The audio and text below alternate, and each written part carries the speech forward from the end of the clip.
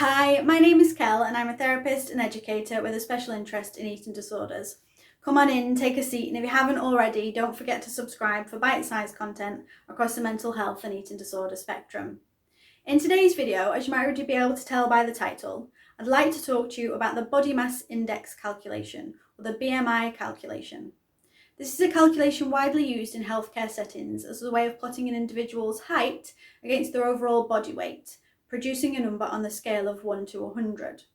This number is then taken as a way of grouping individuals into the categories of underweight, healthy weight, overweight, obese and beyond. This can be used as an indicator of individual physical health and is often used as a criteria for referral to eating disorder services. This is actually a problem and is arguably not worth the paper that it's written on. There is little to no physiological evidence that this calculation is a good determination of individuals' physical health. Let me backtrack a little bit.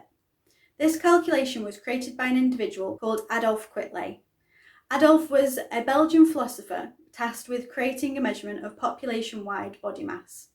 At the time of creating this in 1830, yes, almost 200 years ago, Adolf explicitly said that this was not a measurement of individual physical health and nor could it determine individual fatness. And yet somehow we're still using it in 2021 for exactly that purpose. If you were to open a Google window right now, go ahead, open a Google window and type into it BMI NHS or NHS Body Mass Index, you'll be taken to a page titled BMI Healthy Weight Calculator. We're literally directly being told that this calculation is determining whether or not our body weight is healthy, despite little or no evidence to indicate that that's what this calculation is actually telling us. What this calculation is actually telling us is simply our body mass plot on a scale in comparison to other individuals. What's more is this scale was created using only data about white men. So arguably this scale is both racist and sexist and not useful if you don't fall into those boxes. When determining body mass, what we're really only being told by this calculation is the collection of weight of your skeleton, your muscles, your body fat and your organs. This is not taking into account any other healthcare factors such as your genetics or pre-existing factors, or any elements of your lifestyle choices such as if you smoke or drink alcohol. When it comes to health, no one thing means anything, and I find it pretty frustrating that we're being sold this as a good determination of our physical health.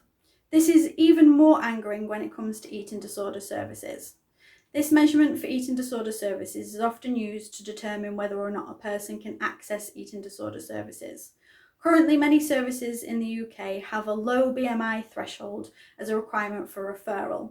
That means for individuals with eating disorders who have apparently healthy weight bodies or are in overweight or obese bodies are not going to meet the referral criteria.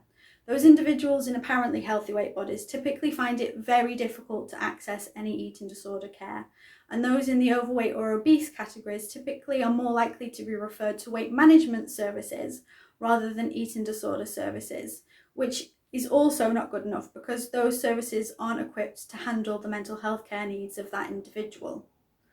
Once in an eating disorder service, if you're lucky enough to meet the referral criteria, the BMI calculation might continue to be used as well. It might, in reverse, be used as a measure of whether or not you're increasing in weight, returning to an apparently healthy weight sufficiently enough. It might be used as a way to determine to a client, your weight gain has now put you back in this healthy weight category. However, over the years, I've worked with many individuals who've been told by their medical team that they're now at a healthy weight, despite other indicators of them personally that that's not true. This might be factors such as them having not yet had their menstrual cycle return, or having digestive problems, or still experiencing lethargy. And that's without taking into account the mental health factors as well. I'm finding it increasingly frustrating that this is still a measurement that we're using across the board in healthcare, and even more so in the eating disorder context. I hope that having heard this information today, the next time you're asked to hop on a scale by a healthcare provider, that you think about this a little bit more skeptically. And when you see a number on a piece of paperwork or a client expresses the measurement of their BMI from their eating disorder service, that you also take that with a pinch of salt. This is just one factor of yours or theirs overall health. And it is not a good indication of need in many or any instances. I've got a question for you. With little to no evidence that this is a solid indicator of overall physical health, is it ethical that we're still using it? I'm going to leave that with you. Until next time, be kind, be curious, be yourself.